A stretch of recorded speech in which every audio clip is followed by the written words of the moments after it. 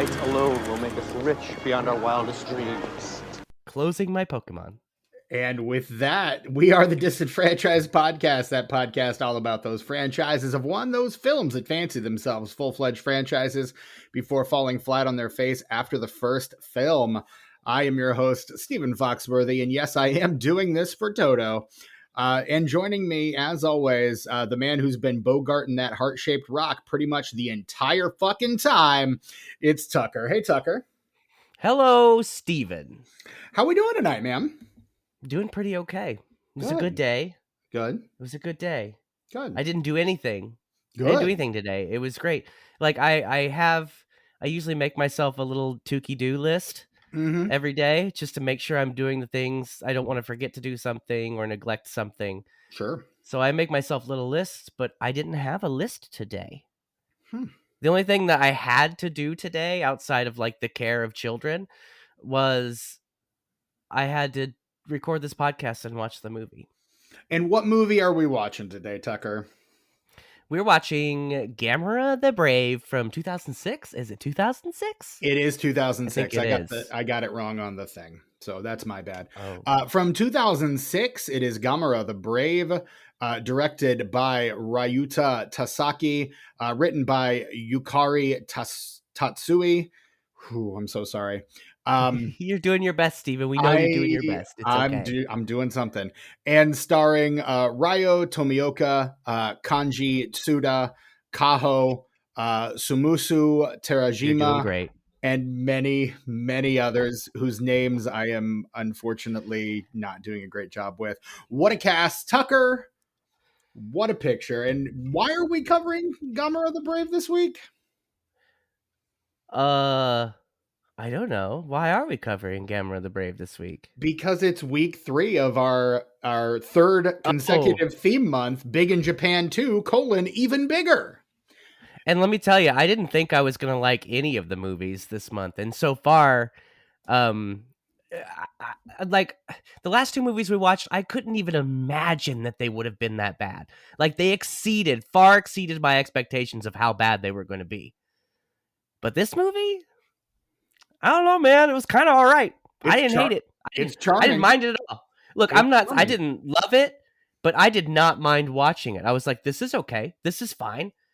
It's that there were a couple instances when the bad monster was just eating people. Like they didn't show it, but still, that's fucking grisly, dude. Like compared to the tone of the rest of this movie, right? That was fucking grisly. And I kind of had to think back, like, well, I remember a bunch of kids' movies when I was a kid that had some grisly shit in it.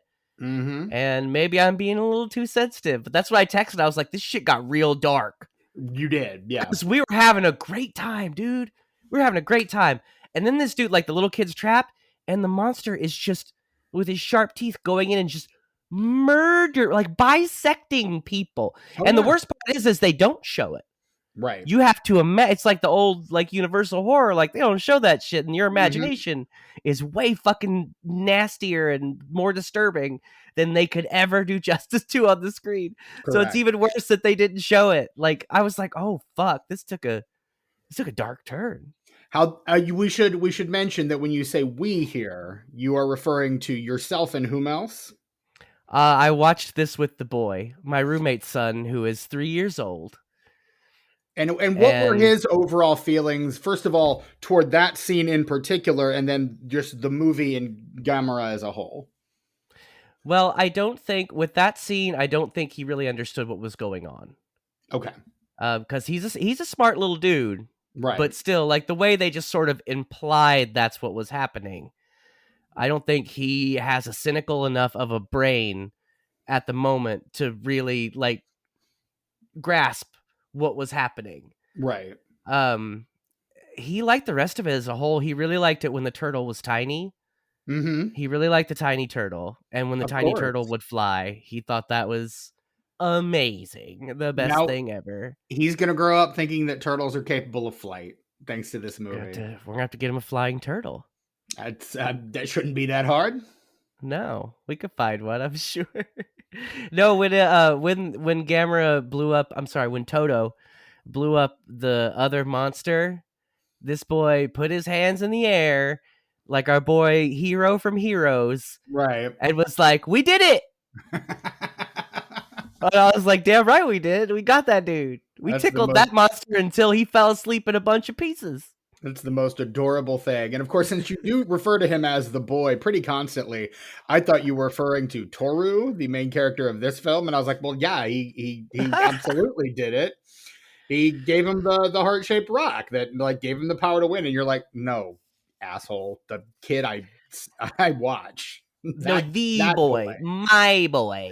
Right. Capital T, capital B, the boy. Yes. And I tried to get all like I don't know what I was trying to do, but at the beginning, because he's half Korean. Mhm. And so I was like, look, boy. I didn't call him boy in that instance, but I'm also not going to say his name on the podcast. No, nor should you. I understand. But I was like, boy, look at that little boy. Like that's, you kind of look like that little boy, right? Like that's cool. And he was like, who gives a shit? And I was like, oh, what are you? No, that's cool. That's cool. No, I was just trying to help you to like appreciate representation and like, you know, if I don't know. I was basically being a white person. I was being like, I was trying to be too like progressive and be like, hey, look at the point out, and he's like, nobody gives a shit. I'm just trying to watch Gamera, dude. And I'm like, that's fair. That's fair, and I've been put in my place. I'm in my place right now, and I'm okay with that. Because maybe it's not always about that. Maybe I put thoughts into people's heads. I don't know. Maybe. I wouldn't put it past you, quite frankly. Now, before we started recording, Tucker, you mentioned that you have a personal history with this franchise, with this character. I will tell you, I'll get into mine when you're done, because I know you want to. Okay. You kind of want to go off, but no. What is your personal history with the Gamera franchise, the Gamera character? Lay it on us, man. Well, I have never had any interest in giant monster movies at all. I don't have anything against them. They're cool, I guess. And some of them I even like. I liked Shin Godzilla. Shin Godzilla ruled. See our episode of Shin Godzilla with last really week's guest, Samuel Dumas. This movie, this was fine. Yeah. But let me tell you, I have seen every Gamera movie that has been on Mystery Science Theater 3000. Okay, I had a feeling that was where we were going with this, but I wanted you to close the loop on my assumption. There. And boy, of all the franchises that they've covered, I think they've covered more Gamera movies than any other franchise. That tracks, actually. And those movies suck. Like they're really, really bad. They're like for kids, but like in a pandering, stupid way. Mm-hmm. Not in like a rad way, like this movie. So it's like these kids are little idiots, so we're just gonna treat them like little idiots and give them a little idiot movie. They're like they're the cinematic equivalent of like a children's edutainment show. Which one is the box? Tick, tick, tick, tick, tick. You're right. Great job. Yeah. Those old Gamera movies suck, dude. They're all like every fucking one of them is on Amazon Prime, and I have after I finished this movie last night, I was just like, do I just become a Gamera guy? Like, do I just start from the beginning and watch all these damn things? No, I am told. Just treasure this one. Okay, I'll get into the history of the Gamera franchise here in a little bit, but for me, my history is that I knew that Gamera was a thing. And I think it was when I was creating the list that would, through a long, circuitous series of events, lead to this podcast. I was, so to make a long story longer, I decided one day that maybe I would want to host a podcast someday about franchises and like just go through whole film franchises with people. Wow. And so I made a list of every film franchise that had more than 3 entries. And then I found out there was a podcast that already had that conceit called Runaway Franchise, which was a great podcast. And I listened to every episode of that and was actually in communication with those guys. And those guys are great. And I've kind of wanted to have one or two of them on the show if I can figure out how to reach back out to them, but I have no idea how. So if they're listening, hey, invitation's open. Let us know. But one of the franchises, after I went through the Toho franchise, I was like, Gamera is a monster. Why isn't Gamera on this list? And then I realized Gamera is a different studio, and Gamera and Godzilla never crossed over.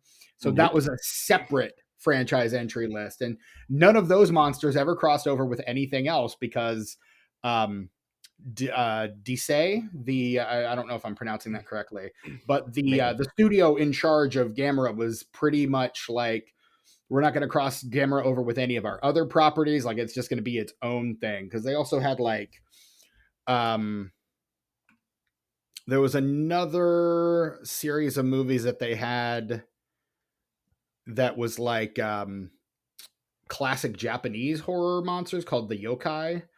Oh, like that was another franchise that they had. That's wild, because I thought like the reason they wouldn't want to cross Gamera with any of the other monsters is because Gamera is, I mean, he's friend to children, and they are geared, all those movies are geared towards kids, and though like Godzilla and Mothra and all that shit aren't extremely violent, it's still kind of more geared towards adults. And then you say they did like horror. I thought like maybe the company was like too wholesome for it, but apparently not. The other thing that they did, a couple other things, they did one called Daimajin, which was like a giant demon warrior god. And there were 3 of those. And then they were also responsible, flashback to last week, for the Zatoichi films. Hey, and they did all the of good those. ones. The good ones. The ones that Sam actually liked. Yeah. Not that trash that we saw last week. The studio's name is Daiei, D-A-I-E-A, Daiei Film. Word. Do you know what that roughly translates to? I do not. Okay. Well, sorry. That's if anyone is if Japanese is on anybody's Duolingo, drop in the comments what maybe that means. Or you can also hit us up disenfranchedpod@gmail.com. That's true. But they also did like Akira Kurosawa's Rashomon. They also did Ugetsu. So I mean, these are things I've heard of. Yes. Yeah. They did like some high art shit, and then they did just like giant monster franchises too. So like they had their kind of like foot in both worlds. It's so weird that the Gamera movies were so bad then. Like if all of their other movies are, you know, some of those movies that you mentioned are in the Criterion collection. Right, but not the Gamera ones. No, fuck every Gamera movie except for this one. And maybe that's one of the reasons why I like this so much. Well, I wouldn't say I liked it, but like I say, I didn't mind it. It was, my stance on it is it was perfectly fine. This one feels like E.T. but with Gamera, is what this movie really feels little like. Tiny turtle. Hey, question. Yeah.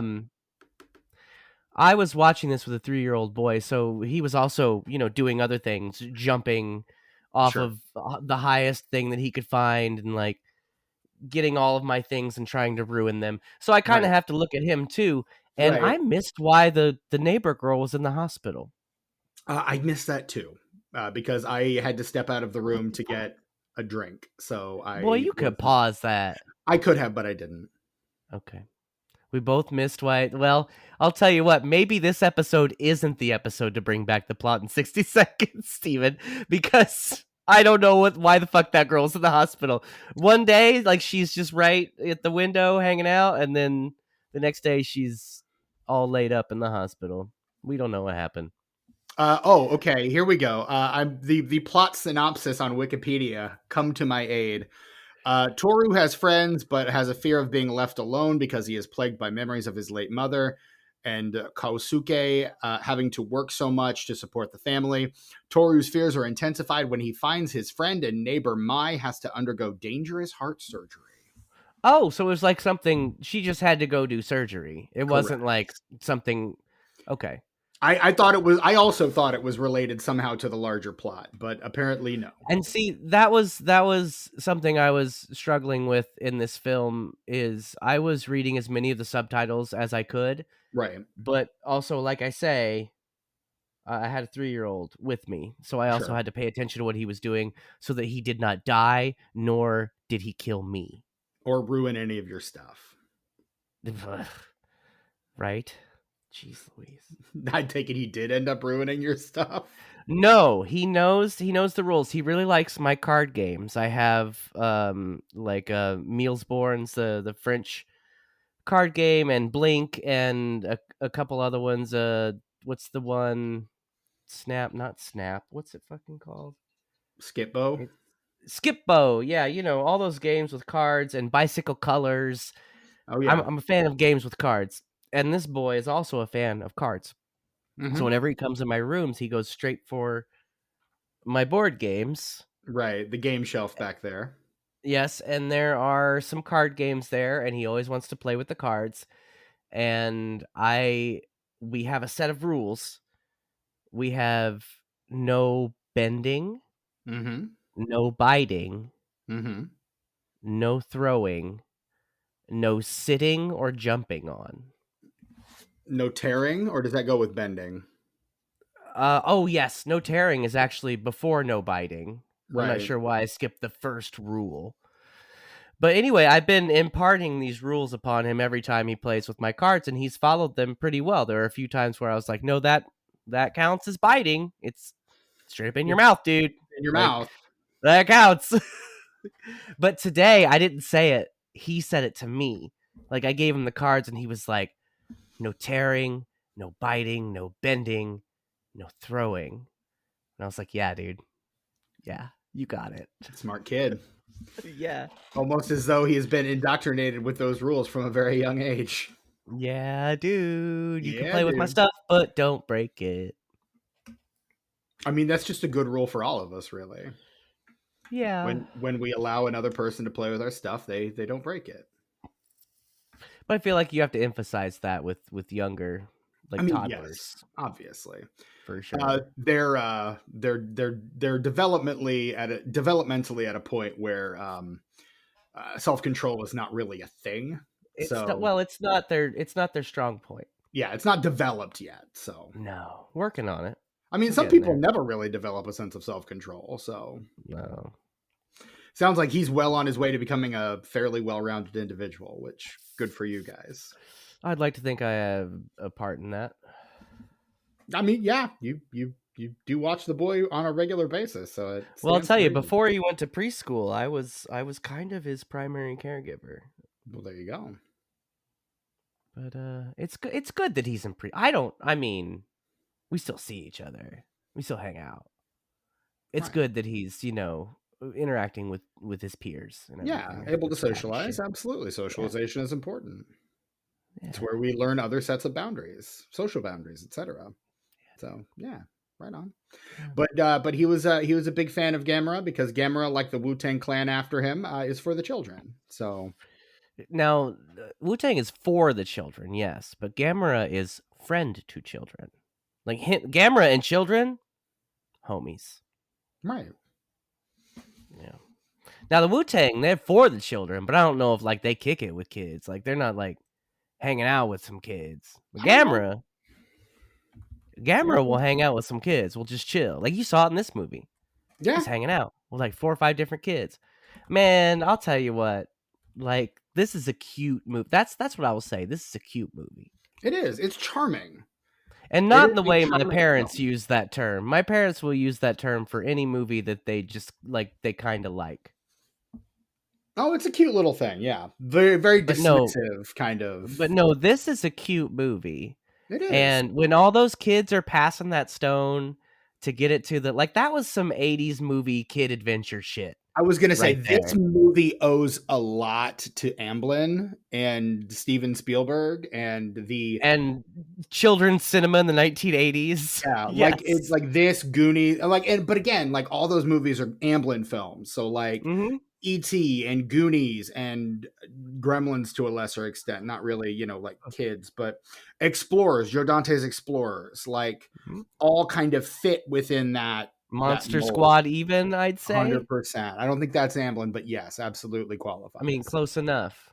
But it's in that It has vein. that same, it has that same vibe. But this leans into the more E.T. kind of heartwarming thing in ways that like Explorers and Goonies really don't as much. Goonies has some of that, but like this movie is E.T. with kaiju is what is how I felt when I was watching this movie.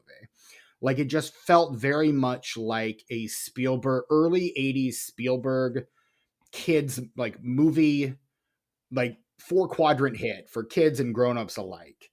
And I just, it was charming. It charmed the pants off me. I thought it was a great little film. Yeah. Yeah. It's nice. It's fun. It is. It's a time. I had a fun time. It is. Yeah. It's on Amazon Prime right now. And honestly, if you haven't watched it yet, go watch it. It's, it's a fun 95 minutes. And there's the cutest real turtle. Like for half of this movie, the turtle is like normal baby turtle size. Mm-hmm. And it's the cutest little turtle, and it just kind of shuffles along, and it's really cute. And at one point, it floats around and flies, and even that is cute. And the best part is, like, Toto gets bigger, and like at one point, he's kind of giant, at the end when he's fighting that other monster. Right. But because they know that we all love Baby Toto, they bring him back for the credits. The half of the credits is B-roll of Baby Toto. Correct. And it is right one of the best decision. times I've had in a while. Yes. You just get to watch that little guy just roaming around Japan, and you love every second of it. He's at the skate park. Wandering across the road. He's everywhere. Just having the best time. Yeah, dude. Just having the time of his care life. of the world. Love it. You know what's weird though? This reminds me of this thing that I'm always thinking of when like animals are actors. Mm-hmm. Dude, they don't know they're on film, dude. Mm-mm. They don't know they don't know that like right now, if that turtle is still alive, which turtles live a long time. For example, the turtles from the original Rocky, Sylvester Stallone still has those turtles. They are still alive. Awesome. Cuff and Link are still alive. We love to see it. Turtles live so long. So this turtle is probably still alive. That's awesome. And I don't know where I was going with that. But you think he's a giant turtle that like lives somewhere in the waters off the coast of Japan? No, I think he's a normal sized turtle. I don't think that turtle would probably get much bigger than he was. I think it depends on atmosphere. I think it has to do with like the size of the enclosure. Yeah, but Cuff and Link are still alive. Right. That's a real thing. I know. But that's how insane is that? Not that, I mean, given the average lifespan of a turtle, not terribly. Well, it's pretty insane when I hadn't considered how long, like just regular ass turtles, like the tortoises, I get those big motherfuckers. Oh yeah, those things are like in the hundreds of ocean. years old. Yeah. I get that. They look is not an ancient. ocean. Tortoise is not an ocean. Tortoise is land. If you put a tortoise in water, it will drown. Oh, that's no good. No, he can't sea turtles only in the ocean. Tortoises, no. Oh, do not throw a tortoise into the ocean. See, I don't know anything about turtles, but I'll tell you what, they're cute as hell. Yeah. And the way they flop their little feet while they're walking, so sassy. Flop, flop, flop, flop. Sassy little bastards. No, the baby turtle was fucking adorable. And then honestly, the Gamera puppets were really adorable too. Yeah, like, they were like cute, big doe eyes, and they were good too. I mean, I think outside of the very largest one, there was some obvious like bending and crinkle in the neck when he would move his head. Right. That was very indicative of a costume or a puppet, But outside of that, they were really good looking puppets. Yeah. I mean, you could tell toward the end, just particularly with the dragon monster, Zebus, the evil monster, you could tell that was a person in a suit. Like very, very much like almost like xenomorph kind of, that's a person in a suit kind of stuff. But then like Totoro wasn't up until the end that you clocked, oh, right, that's a person in a suit. Like for most of the movie, he's going around on all fours, which I understand is not necessarily something that Gamera does.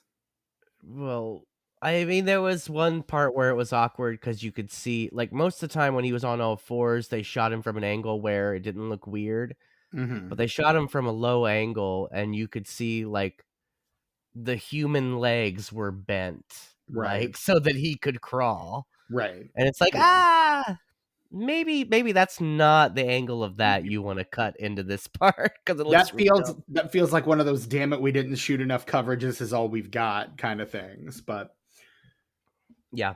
But I kind of found that charming too, like the little flubs here and there. I think that's Because part the of the rest of it charm was of so these kinds of movies, honestly. the rest of it was so well done. Like the cinematography was good. Like at the beginning of this movie, I was like, "Wait, am I going to like this movie? Like this is pretty well shot. Like this looks good." Mm-hmm. In fact, the beginning of it during the opening credits and just the way that it was kind of moving through scenes and shots and stuff very much reminded me of some of the more serious Ghibli movies, stuff like When Marnie Was There. Mm. Kind of reminded me of that tone, the flow of the editing. Right. So like from the very beginning, I was like, I think I might like this. I don't know. We'll see. But like, and you've been more positive on it than anything else we've watched so far this month, or are likely to watch for the rest of the month. Yeah, dude. I'll tell you what. What have you got against Japanese culture, man? I'm glad you brought that up because I was about to bring that up. I don't have anything against Japanese culture, or more specifically Japanese pop culture. But it's one of those things like boat movies, like films that have very limited color palettes, that no matter how much I try, it's very difficult for me to enjoy it. Like Japanese culture and Japanese pop culture is super valid and very rad, but it just rubs me the wrong way, and not because like of any sort of feelings I have towards anyone or anything. It's just my brain's like, no, we don't like that. Now there are some exceptions. One of my top 5 favorite films is an anime film, and I just mentioned it when Marnie was here, which is probably the most underrated Ghibli movie. So I appreciate it when it's good. I'm able to appreciate it and look past the roadblocks that my brain puts in my way, but it takes something special for me to be able to appreciate it.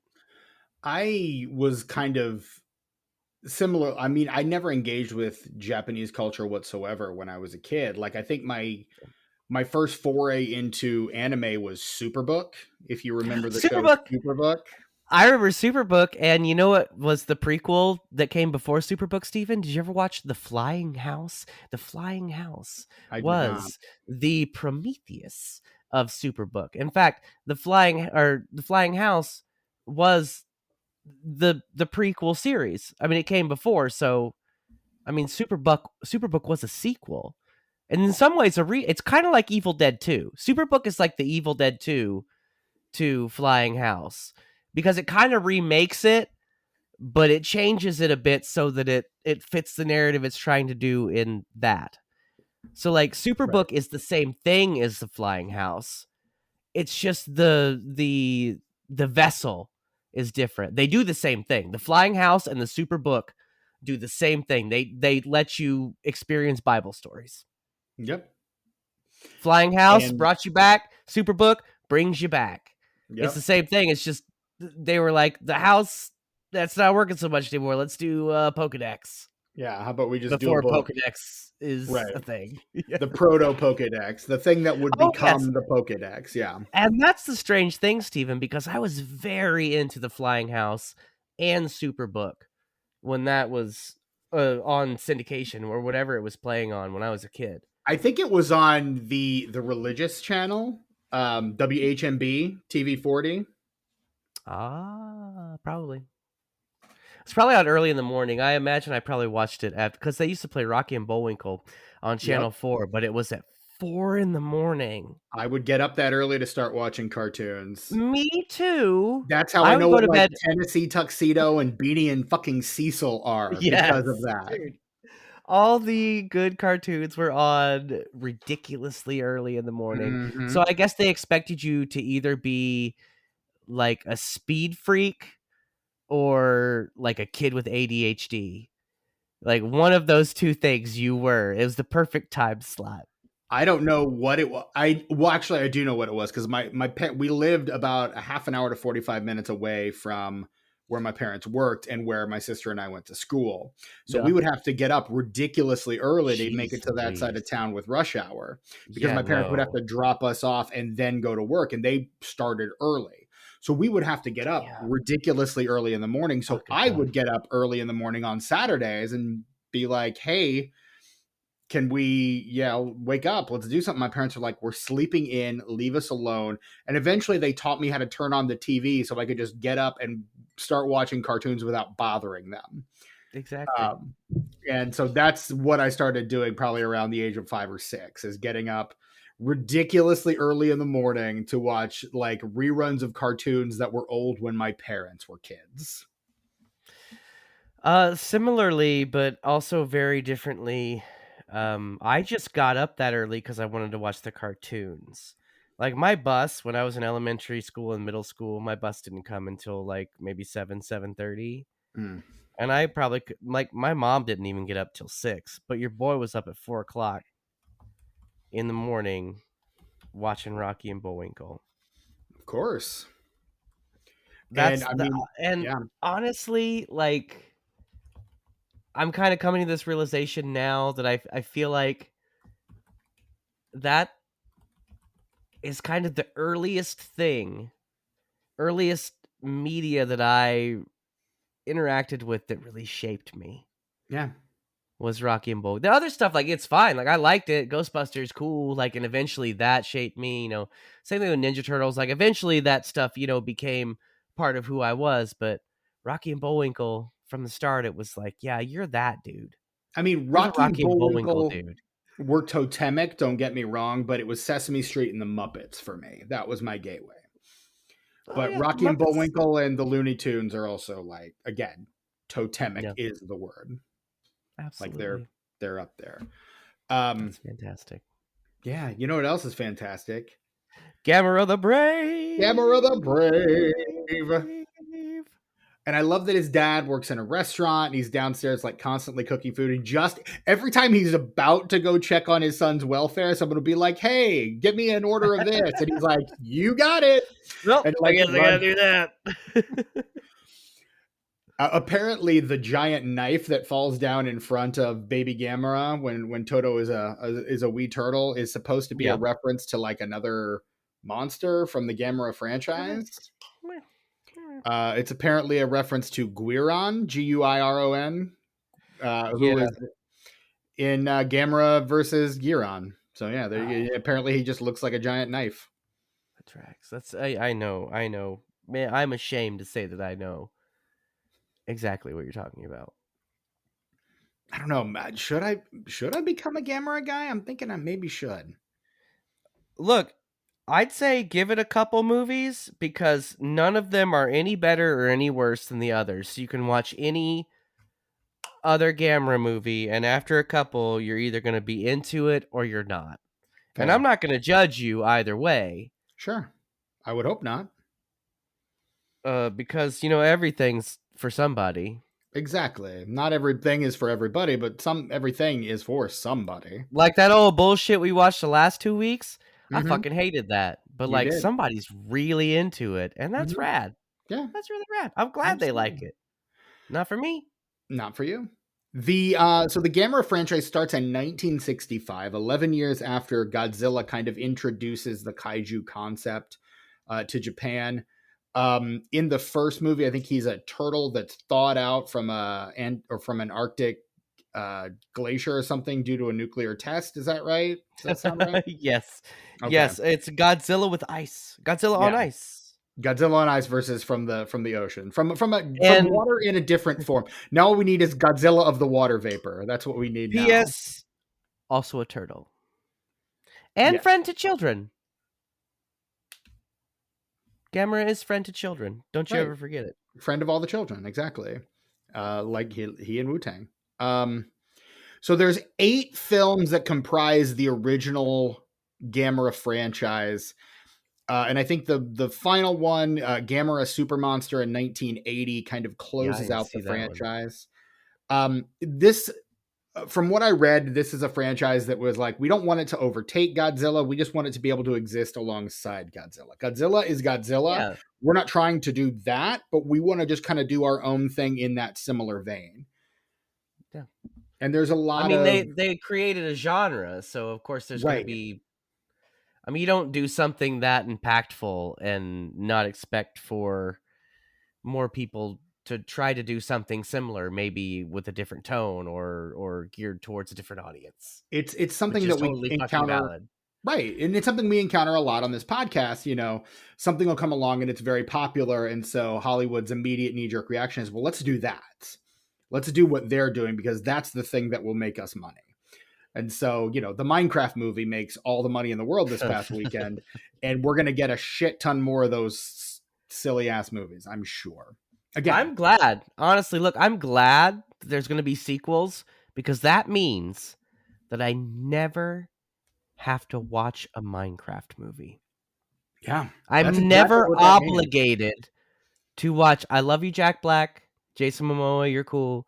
Everybody else involved, I'm sure you're great people, but this is not for me and I'm not interested. No. So I'm sure glad there's going to be 100 sequels because I will never be forced to watch a Minecraft movie. I'm so glad this movie is doing so well. Right. For selfish reasons. For extremely selfish reasons. I was all set and ready to put this one like on the end of the year schedule, but turns out I will not need to. Yes. Did you watch the Jack Black episode of SNL? I started to, and then I stopped. And I haven't. It was a little underwhelming. It wasn't bad. Yeah. It's just that I don't know. SNL's in a weird place right now. It is. There's some good stuff, but I still like there's still kind of so many new people. They're kind of trying to figure it out. They are. It wasn't bad. The Jack Black episode wasn't bad. Sure. In fact, shit, No, I watched that last night. I'm like, wait, I gotta watch SNL tonight. Oh, it was so forgettable. I forgot I watched it last night. No, John Hamm was good. There were a couple good sketches. I like John Hamm, yeah. It was all right. He's all right. Yeah. So that the first run of the Gamera franchise was from 1965 to 1980, covers about 15 years. And then there's about a 15-year break. And just in time for the 30th anniversary of Gamera, we get a reboot trilogy for the 90s. This isn't the first reboot? This is not the first reboot. This is actually reboot number 2. And like comic books in the 1990s, when they went for the reboot, they decided to go for the slightly darker, grittier reboot. I've never seen the second gen Gamera movie, but now that you say it's darker and grittier, I'm recalling images I may have seen, like maybe in a magazine. Right. The impression that I get is that it's a much darker series than the original. But Gamera's friend to children, though. How could you make it dark and gritty? I don't know. That would be like making a dark and gritty version of Mr. Rogers. I think for these that they just kind of lean a little more toward the Godzilla, because Godzilla at this point is on like an incredibly lengthy hiatus is the impression that I get here. Like there's this long period of time where just Godzilla movies are not being made. And so as a result, we kind of have the Gamera franchise trying to fill that gap and kind of trying to be Godzilla for the people that are missing Godzilla. And so I think a lot of people are really drawn to that element of it, and really like that the fact that there's now this kind of Godzilla-esque Gamera franchise that's out. This film is an attempt to pivot back to the original conceit. The Gamera is for the children conceit. And Gamera is friend to children, Steven. Wu-Tang is for the children. Gamera I don't know. Is friend. I feel like I feel like this is a semantic argument we're having. No, I'm telling you, look, I realize that you feel that way, and I'm kind of surprised because it's a distinct difference. And I explained it to you before. I thought that would clear it up. And yet, here we are. Here we are. That's fantastic. Man, I don't know. I just work here. Dude, man, dude, man, I don't know. I'm just here. I'm just here for the clicks, I guess. I don't know.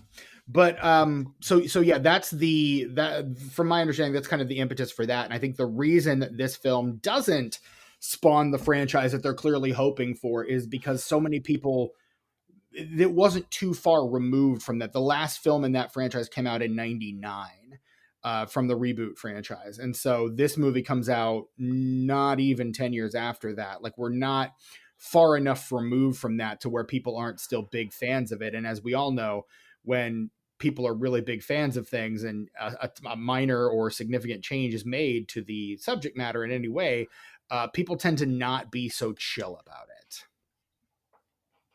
I just thought of something, Steven. Yeah. Do you remember the first scene of this movie? Set in 1973. The kaiju fight, yes. And the dad is a child. Mm-hmm. And OG Gamera is fighting 3 like pterodactyl dudes. Yeah, like they're fucking him up. They are, and for sure. he explodes. Self-destructs in point of fact. Yeah.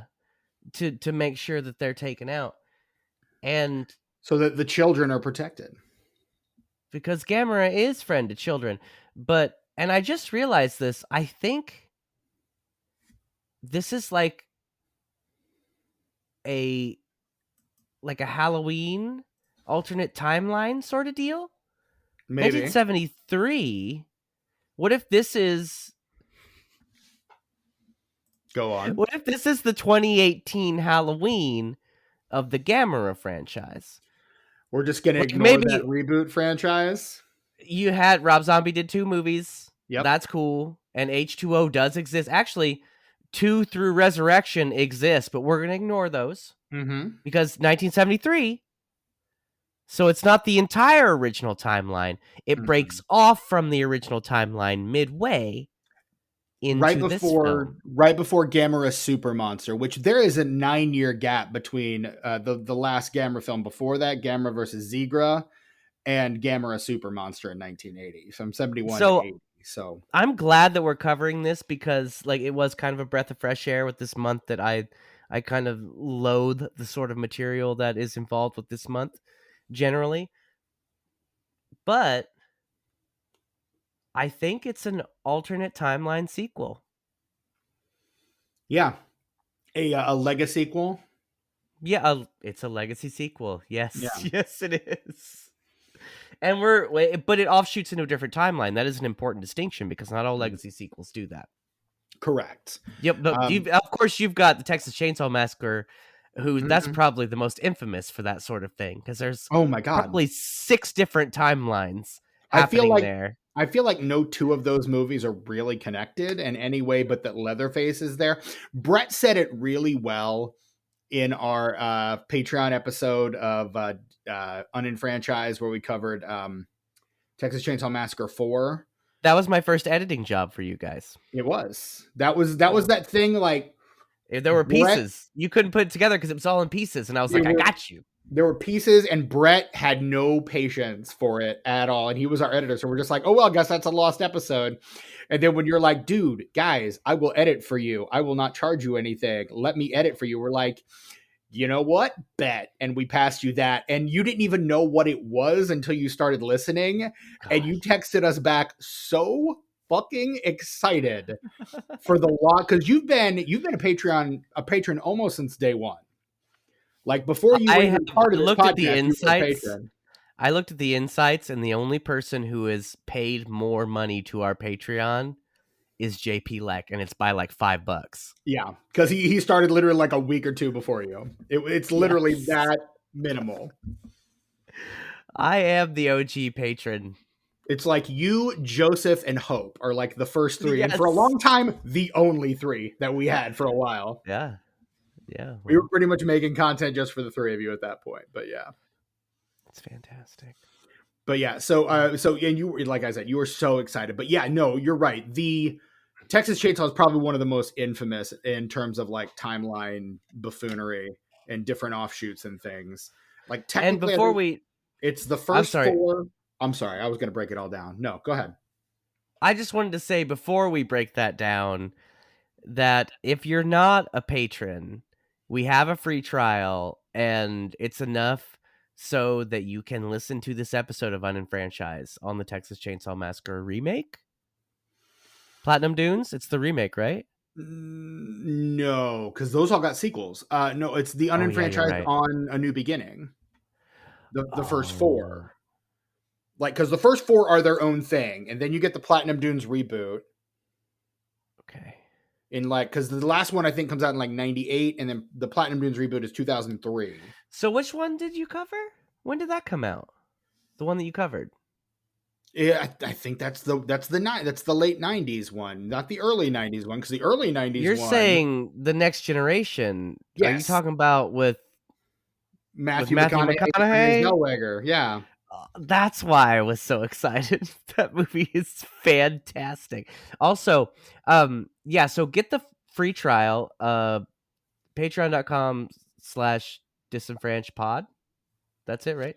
Disenfranchised Pod, yeah. Patreon.com/disenfranchised Pod. If you're not a patron, get the free trial, listen to that episode, because not only is it the first thing I ever edited for these guys, they gave it to me in several different audio files, and none of it was tagged or anything. I had to figure out what went where just based on context clues. So I was like, oh, that kind of sounds like an answer. Like, it sounds like they're talking. Like, it took me a while to that was a stitch job. It was. You were fucking Frankenstein on that and one. And boy, I was impressed with myself when I put that together. So impressed that I recorded a little intro to match the intro of the original Texas Chainsaw when he's doing in 1978. That's right, you did. And and it's rad. I'm saying, if you're a patron and you haven't heard it, go back and listen to it. If you're not a patron, start that 7-day trial and listen to it, because it's great. It's a good stitch job. It's a good episode of the pod. The intro is fantastic. I'm proud of it. And you should be too, Steven. I don't remember a lick of it, except that I watched that movie and we recorded it. That was when I was in the middle of my let's watch all the Texas Chainsaw Massacre movies. Yeah. So the timeline is thus. The first four movies comprise their own timeline. That's the original timeline. So it's the Texas Chainsaw Massacre, Texas Chainsaw Massacre 2, Leatherface: the Texas Chainsaw Massacre 3. Underrated. And the return of the Texas Chainsaw Manager / Texas Chainsaw Massacre. The Texas Chainsaw Manager. It's what you said. I'm manager of the Texas Chainsaw department here at straight up Walmart. Don't talk to Gary. He's in charge of the Wyoming Chainsaw Massacre department. Yeah, nobody wants that. Nobody wants to go there. No. And then you have Steven, I'm just teasing you.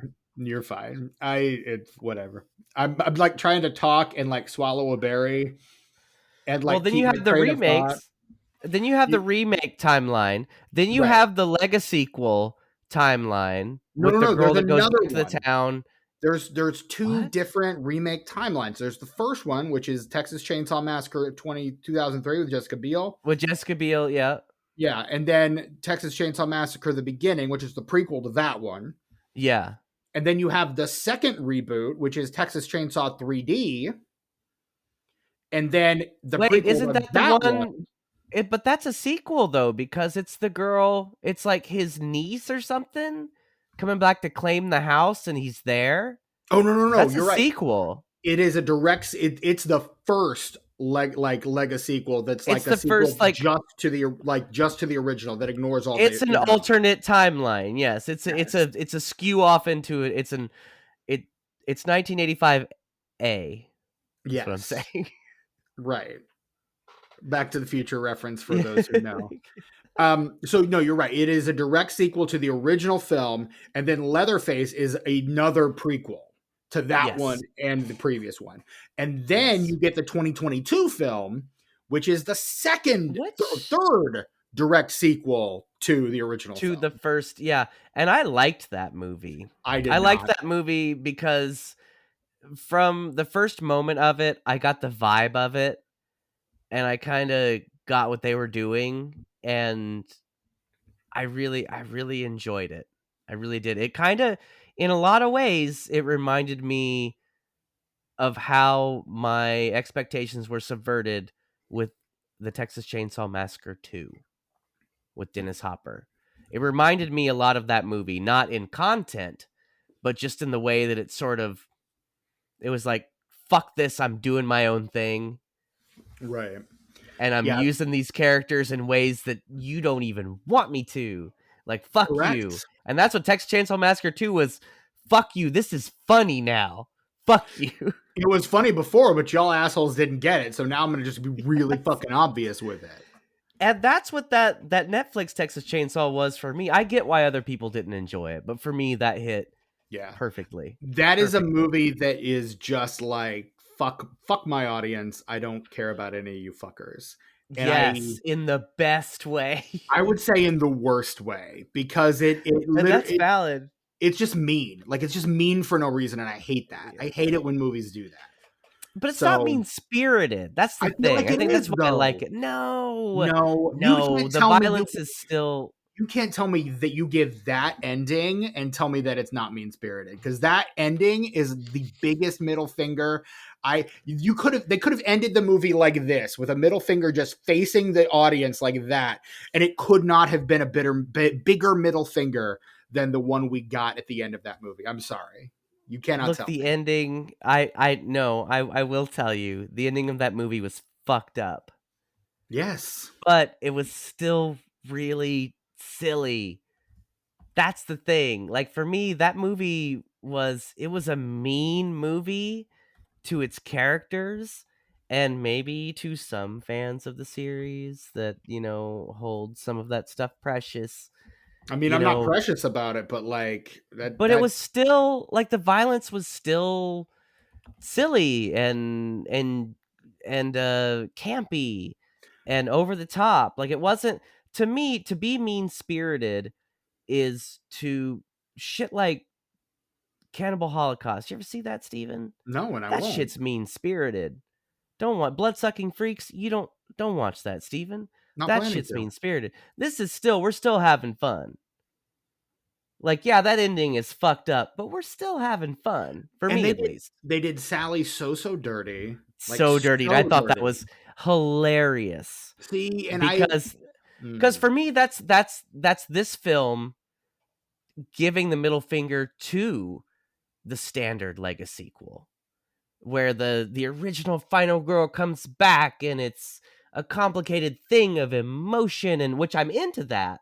Right. But this movie's like, no. Check this out, though. What if it's like for nothing? What if it's for nothing? What if this whole time she's been waiting for this moment and the motherfucker just kills her? What if? What if that happens instead? Sally's one of the all-time final girls, though. Like, I don't know. Yeah, like, to do her that dirty, I don't know. It's weird, Steven, because everything that happens in that movie, under normal circumstances, it's not something I would like. But within the context of the franchise and where sequels and Lego sequels were at the time that movie came out, it hit me just fucking right. Which is fair. Yeah. Big fan. Speaking of Lego sequels that hit just fucking right. Gamera the Brave. Only movie in the franchise worth looking at, in my opinion. I do kind of want to engage with the others just to kind of see what they're about. But now, I'd be interested in seeing the first reboot, because, like I say, now that you mention it, I do because I used to rent books from the library all the time about horror movies and monster movies and shit. So they'd have pictures and stuff in them. So I feel like I've seen pictures of the grittier Gamera, because he certainly is. He's a lot sharper. Yeah, everything's darker. It's like it's raining all the time. It's that 90s comic book shit. Like, so I have images of that in my brain, but I've never seen any of those. I'd be interested to give those a look, but the originals, dude, they suck. They're really bad. Like, even for bad movies, they're bad. Like, double, triple bad even. And I mean, part of it is like, when you're a kid, right, there's the stuff that you watch and you really love and connect to. And for some people, that nostalgia just kind of carries over into adulthood. And so they're like, that's good because I liked it when I was a kid. Yeah. But then if you try to like show someone else that doesn't have that same connection or attachment to it, they look at it and go, this is the stupidest shit I've ever seen. And sometimes I'll go back and watch some of the stuff I liked as a kid, and I'm like, that's kind of dumb. Not gonna lie, that does not particularly age well for me. And it's not even kind of that joke's kind of touchy. But sometimes I'm just like, why was I entertained by this as a kid? Well, because you were a kid, right? Like there are things that have endured for me, things that I enjoyed from when I was a child that have endured, but more often than not, most of that shit does not hold up. Right. No, and that's kind of where I stand too. And I feel like I'll still always love it. We'll still have the good times. Yeah. I still respect it, like respect for entertaining me when I was a kid. Absolutely. But also, it doesn't work for me anymore, you know? And a lot of the shit I watched as a kid was made for kids too. And that's another thing I have to kind of reckon with, is the fact that I was a child. This is made for children. I'm no longer a child. This is no longer for me. That's why it's best as memories. Right. And I feel like for some people that was Gamera. And you know, to engage with something made for kids as an adult, it's probably going to seem very, very silly. So I feel like within its proper context, it probably holds up a little better than you might imagine. But, you know, it's also a 60s budget, you know, Japanese giant monster movie. There's actually a name for the like special effects heavy live action film type stuff from Japan. And I'm trying to remember the name of it because it's actually kind of a cool name that starts with a T. Oh, I don't know. Yeah, I'm trying to figure it out here. Of course, I ran into it several times while I was reading up on this movie and franchise yesterday, and of course, now that I'm looking for it, I can't fucking find it. Whatever, it doesn't matter. Now, it is important to mention that the director of this film is mostly known for Sentai series, TV series. Which makes a lot of sense, yeah. Which, yeah, especially with the... Well, actually, it kind of exceeds expectations because he does the giant monster stuff really well, but everything else is shot really well too, and some of the shots are really interesting and really beautiful, especially at the beginning. Mm-hmm. The first half of the movie, there's some incredible shots. But the Sentai is the Japanese TV series that Power Rangers is turned into. It's not even ripped off. They actually use the scenes of the Power Rangers in Power Rangers are from the Super Sentai shows. Right. And then the other stuff is shot separately, and they figure out how to put that together. And I kind of think that's genius. Yeah. Because these writers for Power Rangers, they're like, okay, we have all these fights that are filmed. How do we piece that together narratively? Right. That's wild. Like, you have to... Oh, man. And to sort of, like, keep up with the lore as you're going so that it's consistent. Mm-hmm. I do not envy those writers. That is for sure. They figured it out. I honestly, I also think, for the most part, they weren't taking it all that seriously. And they were able to, like, have a lot of fun with it. And, you know, you can tell episodes where they don't have a lot of footage because there's a lot of, like, extra bulk and skull in that episode where you've got like a whole like B and C plot with the two of them, with those guys like making mischief. Oh man. But yeah, so I would say, especially this movie is like if you gave a Sentai director, like the most competent Sentai director, a budget. And then, like, that's what this movie becomes, I think. And a really good DP, and it's really well lit. This movie that's what comes with a budget, is all that shit. Like, you can light a scene, you can hire a good DP. Like, you can tell this was shot on film just because the way it was lit. Yeah. Like, I really love the way that this movie was lit because it did kind of capture that sort of, you know, Gremlins, E.T., Goonies kind of lighting. You know, like Absolutely. It was dark, but you could see everything. Right.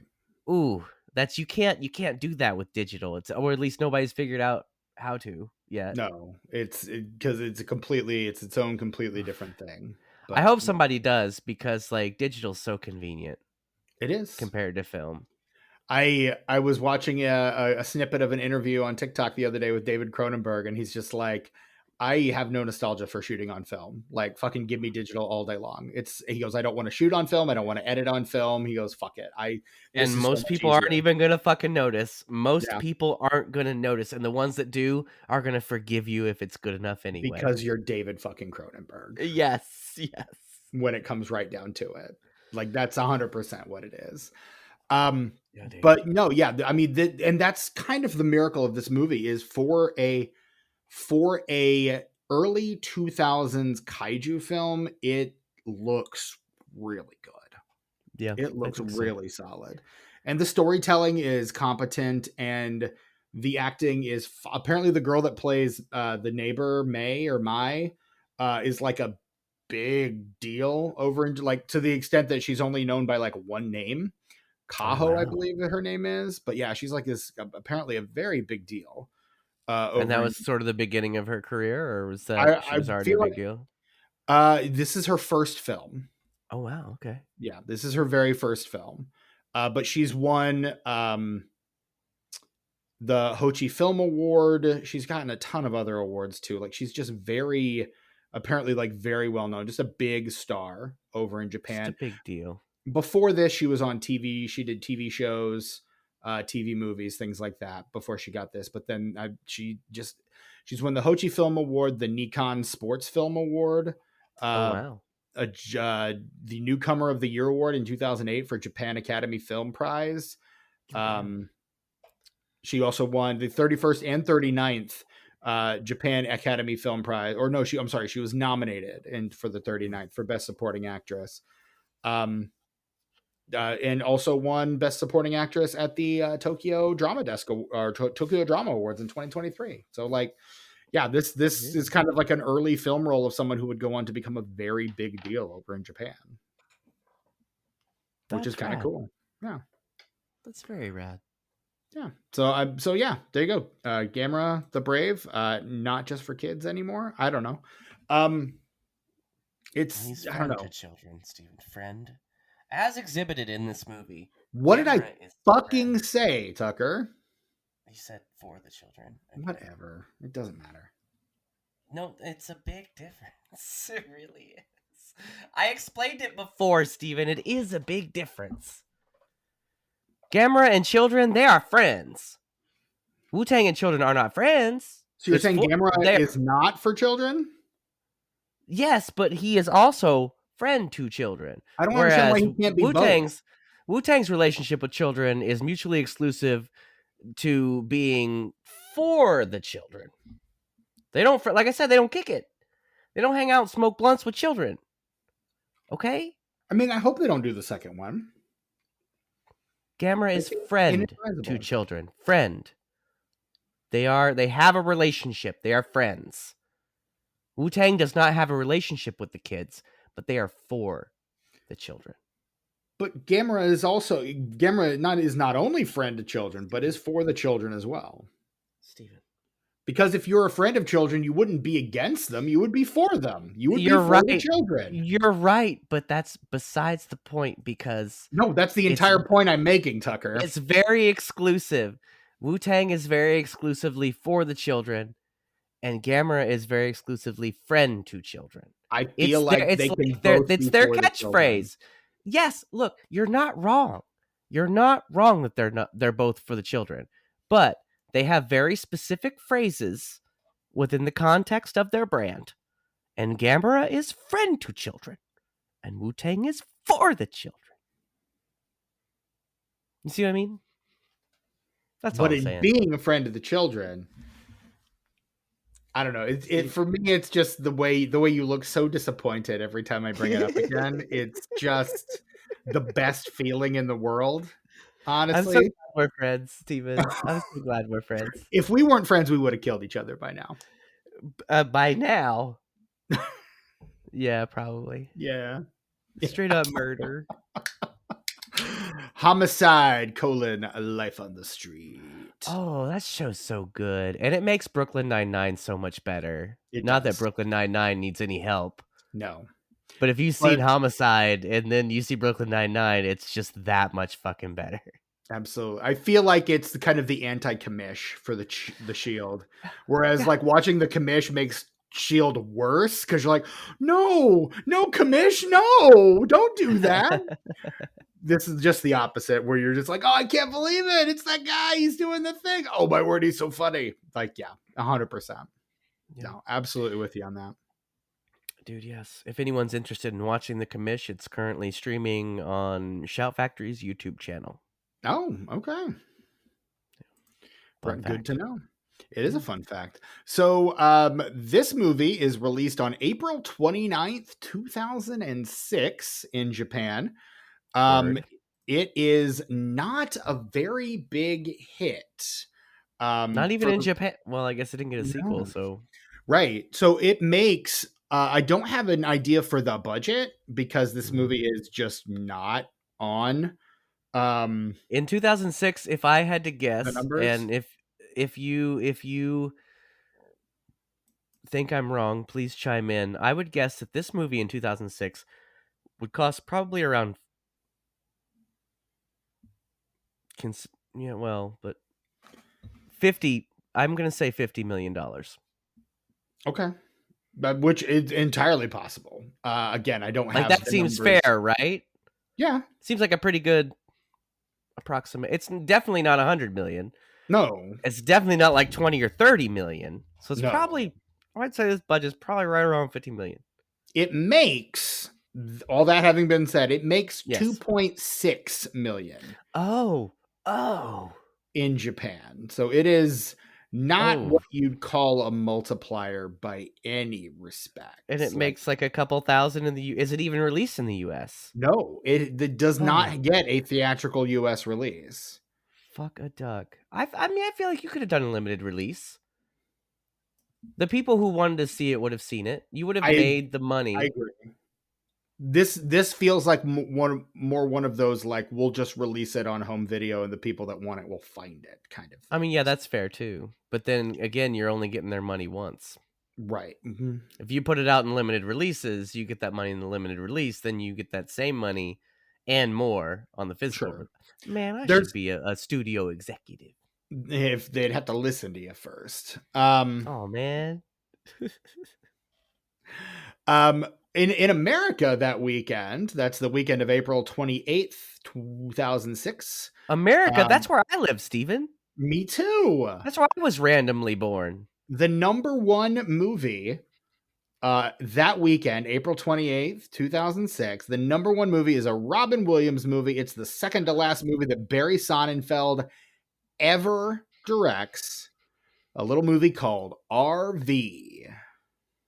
Oh yeah. Yeah. I don't know if did I see that? I have seen pieces of it and I did not like what I saw. That's too bad.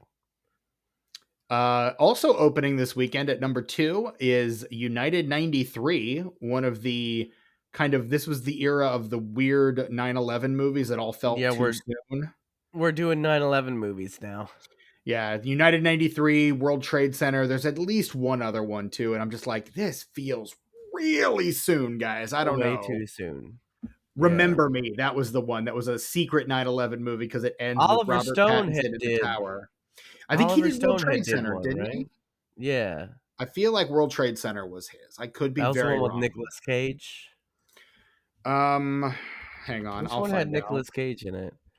What a weird Nicolas Cage 2006. That's a Nicolas Cage. Yep.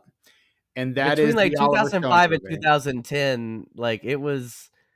It was open season on 9/11 movies. And honestly, I think they should have started it around 2010 instead. At least, I mean, that's because 2006, you're 5 years after the fact. Perspective, yeah. So many things, a lot of things have to happen for you to really appreciate and understand what happened on September 11th.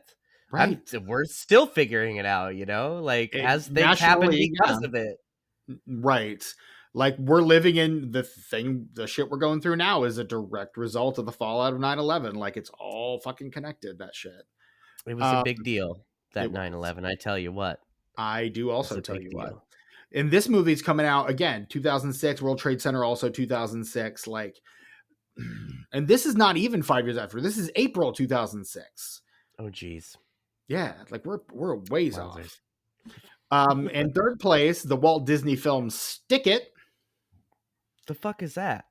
I feel like it's a gymnastics / cheerleading movie. Oh, a live action movie. Yes, a live action film released what by the fuck, the Walt Disney Company. 2006? How is that number 2? Yeah, I'm just What? that's number 3. United Number 93 even- was 2. Yeah, but how long has Stick It been in theaters, Steven? It's new this week. Okay, fair. That's why nobody knows what it is. Anyway, go ahead. Our first repeat is Silent Hill, which is in down from number 1 the week before. It's in its second week of release and at number 4. Up until I would say recent years, probably the best comic or the best video game adaptation. Silent Hill, By default? like this movie, is pretty mediocre, but just enough above average to be interesting. Okay. I like Right that on. movie. I like that first Silent Hill movie. I saw that at the theater, and it was kind of creepy. Kind of creepy. That's what I've heard. Very unique setting. Speaking of kind of creepy, in fifth place, Scary Movie 4. Oh man, who gives a fuck? Then rounding out the top 10, we have The Sentinel at number 6, Ice Age: The Meltdown at 7. Okay. Opening at number 8, Aquila and the Bee in this economy. Hey, that was a big deal though. Like that Mhm. movie did well on video. Like that became Yeah. appreciated. I And it won remember some when that awards was and out in shit, too. theaters. That was like the little indie that could that spring. Yeah. In ninth place, The Wild. I think that's the one where the Disney computer animated one where a bunch of animals escape from Central Park Zoo. Like I thought it was the one Madagascar. about that guy, the true story about the guy, and he lived off the land and then he ate the wrong thing and died. No, you're thinking of Into the Wild. Ah! That movie was kind of fucked up. Yeah. It was, I mean, like, such a weird movie because, like, I really enjoyed everything. Like, it was a great journey, but the ending was just so hopeless and depressing. But it's real. Like, you can't change that story. You can't change how that story ends. Like, there's a lot of things you can change and dramatize in an adaptation of a true story, but you Right. can't change the facts. And that motherfucker just died because he accidentally ate the wrong thing. Yep. Which is why you maybe don't do that. Yeah, maybe not. Maybe. That Just was throwing sad. that out there. That was sad. To quote one of Melissa Villaseñor's last characters on Saturday Night Live, that's sad. In 10th place, Benchwarmers. Hey, that was with the David Spade and it was the kids and maybe John Heder was there. John Heder was there. I feel like Rob Schneider was there too. Rob Schneider was probably there too. And then some below the line highlights I just want to throw out. At 11, Spike Lee's Inside Man. Fucking love that movie. I didn't see that one. Denzel's in that. Denzel and Clive Owen and Jodie that one Foster slipped in that one too. You're saying Jodie Foster's in that movie? She is. It's Jodie Foster. So look, that movie slipped through my fingers because I would so wanted to watch it, and then I had forgotten about it until right now when you mentioned it, and I'm like, I know exactly what movie you're talking about, and somehow it slipped through my fingers at the time, and I haven't thought of it since. You should absolutely watch it. It rules. That I'll movie put it on my list. Is really good. I have a list. I did a bunch of Spike Lee during lockdown, and basically every one that was available that I could stream, I did. And that was one of them. And holy shit, that movie rules. I also bought Inside Bamboozled. Man. Oh yeah, yo, were you the other person that had the original Bamboozled DVD before the Criterion Blu-ray came out? No, Okay, no, I it was the only not. one. You might have Gotcha. been. Yeah. And yo, like I bought that when it came out, and then it got lost in the Great Flood. That's and then when I was in Tucson, there's a store called Bookman's, and it's a big, like, used records, CDs, books, comic books, like everything. They have all of the physical media and musical instruments. Half of it's new, half of it's used. And I found a DVD copy of Bamboozled there. And I was so happy to get it back. And I showed it to Jimmy. And he was like, well, it's kind of a weird, fucked up, but also really powerful movie. And I was like, yeah, it is. It is. And then a all of couple those years things. later, that Criterion came out. And I gifted my special DVD to Jimmy. So now Aw. Jimmy is the guy that owns the one Bamboozled DVD. I was gonna say I have the Criterion one, and it took me most of the movie to get used to how intentionally shitty the real life stuff was. Like it took me And a Damon long Wayans' time. accent. Oh my god, yes. It's like once you figure it out, it works. But it right, takes but that it takes movie a takes a long minute. time. It Takes a needs minute at least to two figure that watches. movie out. Once you Right. figure that, that's why it's better on repeat viewings. Bamboozled, every time you watch it, it's better. Because once you figure it out, you're like, okay, I get it now. I Right. can. Also, that was a very revolutionary movie just in the way that it was filmed. Mhm. Because this was one of the first major motion pictures. Well, I To be mean, it was shot an on indie digital. movie, but it was Spike Lee. But it was Right. shot on Handycam, like this guy, like this Yeah. little high 8 Handycam I have right there, like a standard digital video camera at the time, like commercial, not even like industrial, not even Right. fancy for the biz. And Spike Lee, Spike the Lee. documentaries that were on the original DVD that I'm sure are on the Blu-ray, I don't remember. He's talking about it's amazing because I can set up like 8 Sony Handycams, have them shoot the same thing, and have 8 different angles of one scene. I don't Right. have to have like mismatched lips from the behind angle, which is a big problem with shooting just like one camera from one Right. angle for each one. Everything syncs together. He's got so much to work with. Every take is in so many different angles.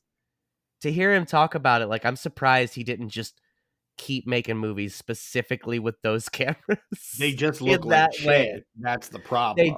They do. But that also kind of gives a movie like Bamboozled that has some kind of over the top silly aspects. It grounds it so that you can take it seriously. I Fair. think. Fair. I And it mean, works it's really well definitely for that a lot movie. more, with the exception of Damon Wayans' voice, it's a lot more verite than most of what you see Spike Lee do. I love what he does, though. I love David Wayans in that No, movie. he's It's perfect for it's that definitely role. a choice. It's definitely a choice, but I think it's the right choice. Big damn choice. Big damn choice. Like, whoa, that's bigger of a choice than Blank Man, and Blank Man was a motherfucking choice. See our previous episode on Blank Man. I used to love that movie when I was a kid. Does not hold up. No. Mm-mm. We used to love the shit out of it, though. I tell you what. Mm-hmm. No I had it doubt. taped off TV. I'd watch it like twice a week. That does not surprise me even a little bit. Even a little bit, sir. That is no surprise. Dude, yeah. Some other ones I wanted to call out here. Lucky number 11 at number 16. Thank you for smoking at 14. You like that one? Ooh, that's Jason Reitman coming out hot, dude. Mm-hmm. Coming like out that hot. guy. I like what he has the potential to do. He does great things and he does mediocre things, which I don't blame him for. You do what you want to do and it comes out the way it comes out. It's not going to please everybody. But there's some Jason Reitman shit that I'm way into. I'm way into Thank You for Not Smoking. I'm way into Saturday Night. Way Yeah, I into know you fucking are. Saturday Night. I That's still a haven't return to seen Saturday form. Night. That is a return to form because though I did appreciate the Ghostbusters legacy sequels, I didn't think they were particularly well written or well directed, of which he directed Afterlife. The first one. Yeah. Yes. Again, I appreciated them, but there's some issues there. And so I was like, oh, did Jason Reitman like forget how to do the shit he used to be so rad at? He didn't forget. It looked that way for a while. Watch Saturday Night. He did not forget. That movie, that's his... For Thank You for Smoking fans, that's his comeback. That's his comeback. Fair enough. Oh, man. Met and exceeded all expectations, that film. You seen it yet, Steven? You seen Saturday Night yet? No, I just said that. Boy, it's on Netflix. Okay, so is a lot of other shit. I got you. I'll send you the Blu-ray if it'll make you feel more obligated. I'll Don't send it do to you in the that, mail. because you I'll know do as it. well as I do, you don't know when you're getting that shit back. I'll fucking do it. I know you will, but you shouldn't. I will pay for the postage, Steven. I just want you to I'm watch telling you, because I know that you have no idea when you're going to get that motherfucker back, because it's going to me. It's okay. It's on Netflix. I can watch it anytime. Okay. Until they take it off of Netflix, and then you're like, "Where's my damn physical media?" I just own the Blu-ray so that I can force other people to watch it, to feel obligated to watch it. Yes. Speaking of obligations, there is no tomatometer score on Gamera the balls! Brave. Really? No, it's a 69% popcorn meter, but there are only 3 reviews for Gamera the Brave on Rotten Tomatoes, and I will tell you though, they are all positive. Nice. So there's that.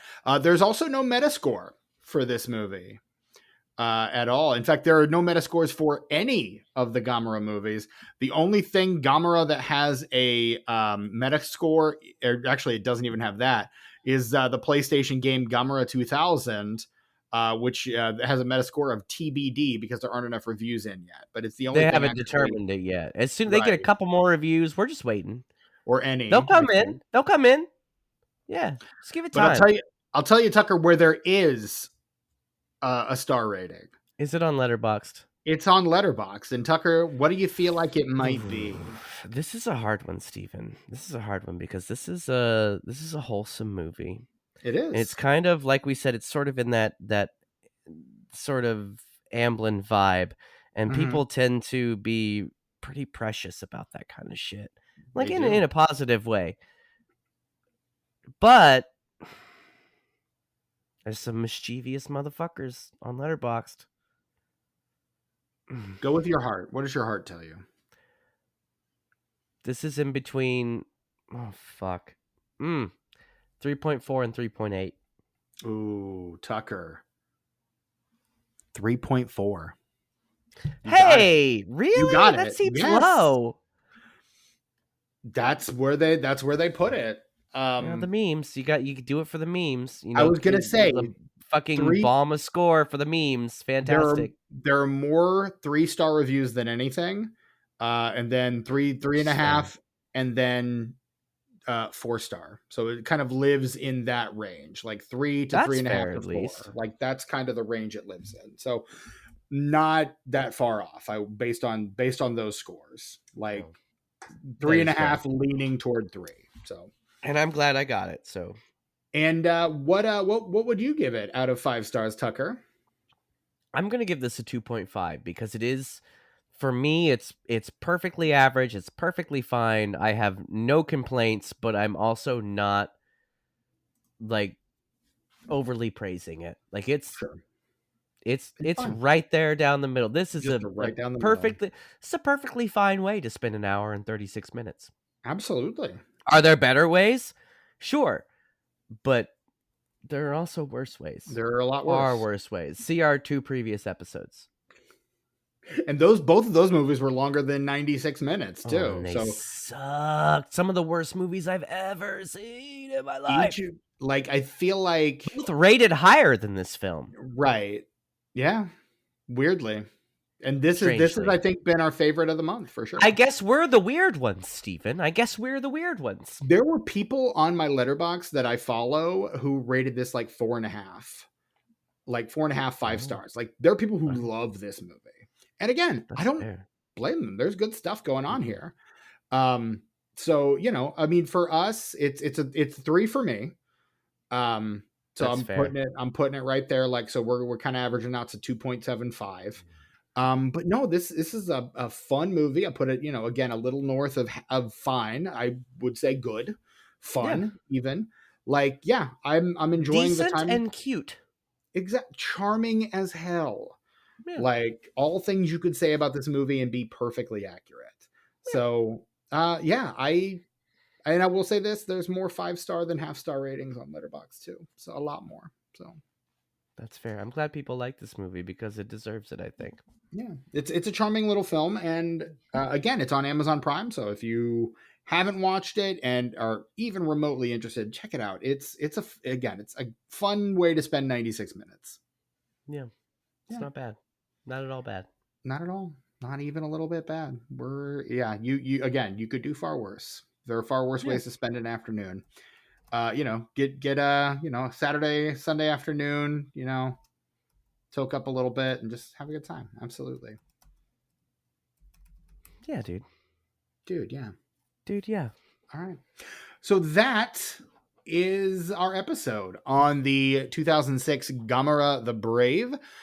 We have been the Disenfranchised Podcast. You can find us on social media at Disenfranchised Pod. For us, social media these days is pretty much just Bluesky, Letterboxd, and YouTube.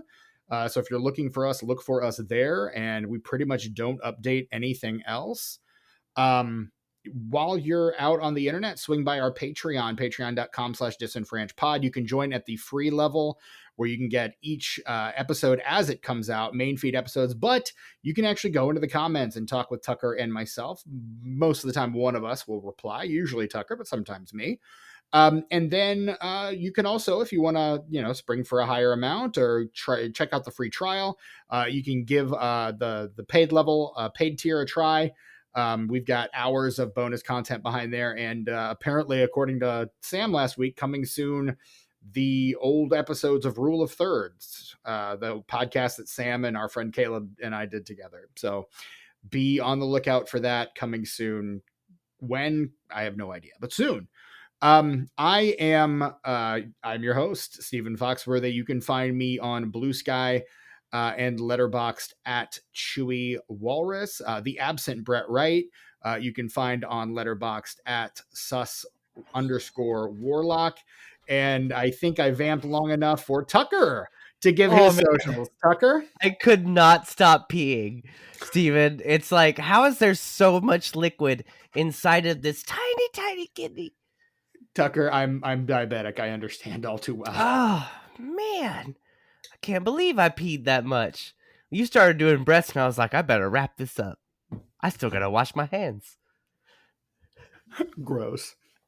So, I'm still on Instagram, and I'll always be on YouTube at Ice909. That's ICENINE, the number 0 and the number 9.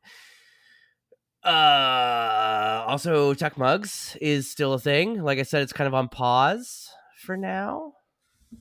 We got some figuring stuff out to do. It is still alive. Actually, one of the doofuses I work with showed some interest in Tuck Mugs the other day. Fucking doofus. Because, hey, did I tell you this, Steven? Speaking of Tuck Probably Mugs. Not. You know, the reason Tuck Mugs exists, Tuck_Mugs on Instagram for now, is that I am a collector of all sorts of glassware for drinking. Anything you can drink out of. You know what I love? I love shot glasses. I also love coffee mugs. I also love soup mugs. I love pint glasses. I love unique glasses. My little his and hers Irish cream, or like mine and yours is what it says. Mine and yours. They're just little, almost like sake glasses, but it's from Irish cream. Bailey's? I just love stuff like that. And my boss at the barbecue place I was washing dishes at since February that I recently quit because I have to do campground shit. Oh, that's 'tis the season. You're right. Yes. And my last day, I was like, hey, man, because they have coffee cups. You know, when you go to like a local diner and the coffee cups have ads for like local businesses on them. You know what I'm talking about. You've heard about this. You've seen this. I've seen this. Okay. So the barbecue place I worked at, before it was that barbecue place, for 25 years, it was a diner. Okay.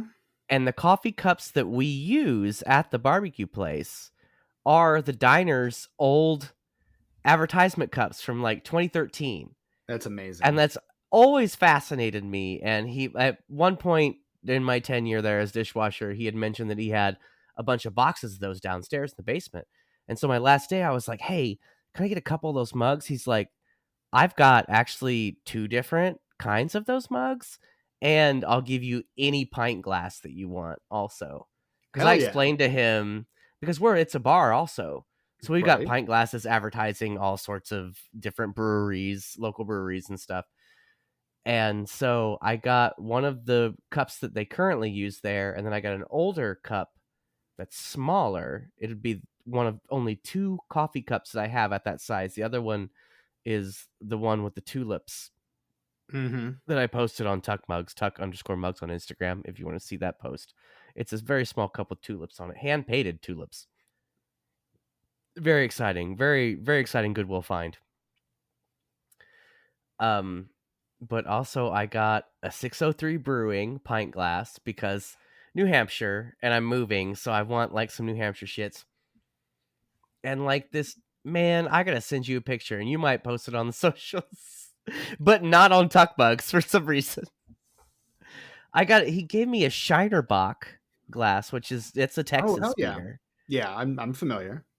And the design is very intricate on it, to the point to where I'm, even at normal temperatures, I'm not gonna put it in the dishwasher. I'm gonna hand wash it. Probably because the wise. pattern is so intricate on it. I had a Krombacher Pilsner glass at one point that actually had the name etched into the side, like elevated off the glass. Dude, yes. That one was a casualty of the cats, I believe. Oh, that sucks. The Shinerbach glass that I have, on the there's a star on the bottom of the glass. So like when you're drinking it, you can see a star. Like for Texas, I have a Bud Light glass, which has a very very fun story behind the reason I have it. But it's like, it says 1982 on the bottom of the glass. There you like go. while you're drinking, it says 1982. That's a fun story. We'll save that for what are we watching, because that's going to come back at some point. I'm going to figure it out, you guys. Patreon.com/DishandFrenchPod. It's going to pop off at some point. Anyway, yeah, Tuck Mugs, Tuck_mugs. It's still there. We're trying to move it. We'll let you know what's going on when we figure it out. That's my socials. That's my socials. That's the whole deal. That's the whole Schlemiel and Schlemapple. Hassan Pfeffer Incorporated. You gotta incorporate it. We're gonna do it. Give us any chance, you'll take it. Read us any rule, we'll break it. We're gonna make our dreams come true. Doing it our way. All right. That brings me so much joy, Steven. But you still need to learn 227. Maybe one day. We'll see. At any rate, this has been our episode of Gamera the Brave from 2006. Join us next week for the final installment of our third and for the time being final consecutive theme month. Big in Japan 2: even bigger. We're calling an audible, and we're switching it up from what it was. So if you're a patron, you don't know. I'm so glad. Just say thank you, Tucker. That's all you have to say. Thank you. You're so welcome. Glad it's not skinless giants. Who wants that? We're not. Who cares about that? Nobody wants that. I guarantee you someone does. But and then they did the live action version, and it's even like that would be the one we'd have been watching, and not in a good way, like in a way to where it's like. Anyway, I'm glad we're not watching that. Anyway, we're going back to Takashi Miike next week. We did a Takashi Miike. We did a Takashi Miike film the first time we did this, and now we're doing another one this time. So. What was the first? What was the one we already did? Or you already did? I didn't do it. Ace Attorney. Yeah, I didn't do that. I tried to play that game. I tried to play that game, and like I got maybe about a half hour into it, and I was like, "This is too much for me."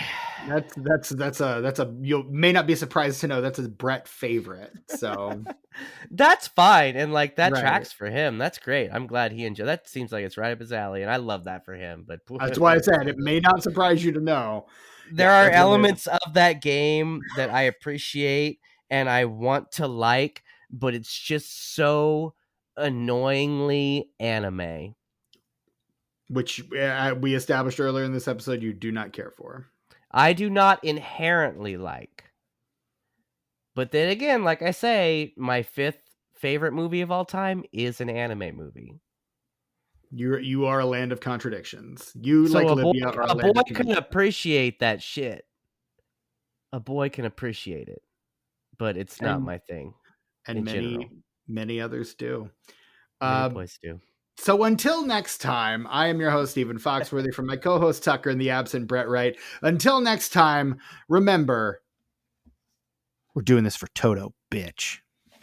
Man, I love that little tiny turtle. That's the cutest little turtle. I tell you what. He is a friend of the Makes show. me want a turtle. Can you believe Cuff and Link are still alive? I can. From Rocky, dude. Right? Turtles No, be living. Turtles be living. Which is probably why the Teenage Mutant Ninja Turtle franchise can never really die. Well, no, because like they're like, how long do you think the teenager is? Because like, if you think about how humans and dog years work, like turtle years, like humans and turtle years would work like that. So like, if you're a turtle and you're a teenager, that's in between the ages of like 50 and 75, or maybe even longer than that.